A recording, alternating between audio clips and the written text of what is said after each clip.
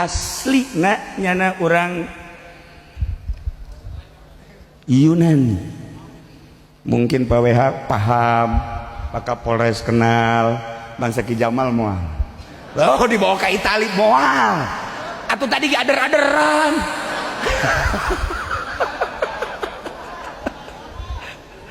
Maksudnya naon? Ketika orang Itali membaca sejarah Isra Mi'raj, beliau mengatakan orang tersebut tidak akan ada tandingnya sampai kiamat. Padahal nyana beragama ateis.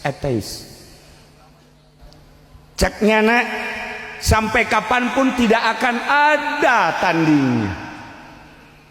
Dengan demikian, kalau kita ingin menyerupai beliau, kita hidup harus tidak usah punya kegiatan. Dengan kata singkat, harus hidup malas. Teka hartikan ke orang. Seorang filosofis berbahasana seperti itu.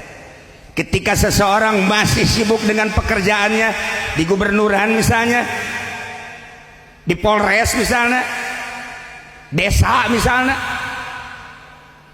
RI 1 misalnya, tidak akan sampai kepada martabat yang tinggi.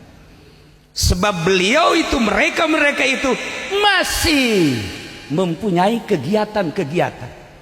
Orang yang istimewa, orang yang tidak pernah punya kegiatan. Sehari-harinya rileks, sehari-harinya dia itu malas kerja, malas berpikir. Itulah orang yang hebat.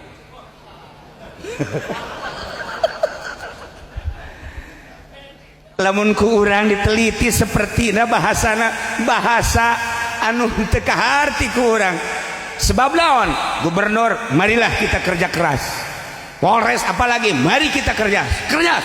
Harus kerja keras kita. Demi untuk keutuhan bangsa dan negara, kita harus kerja keras. TNI apalagi, jangan kerja keras. WBG kerja keras. Tetapi seorang filosofis yang tidak perlu saya sebutkan namanya, nyana bilang orang yang hebat, orang yang malas, dan orang yang tidak pernah punya pekerjaan, itulah yang hebat. Ente bisa kos gitu jadi wali. Ente bisa kos gitu jadi wali.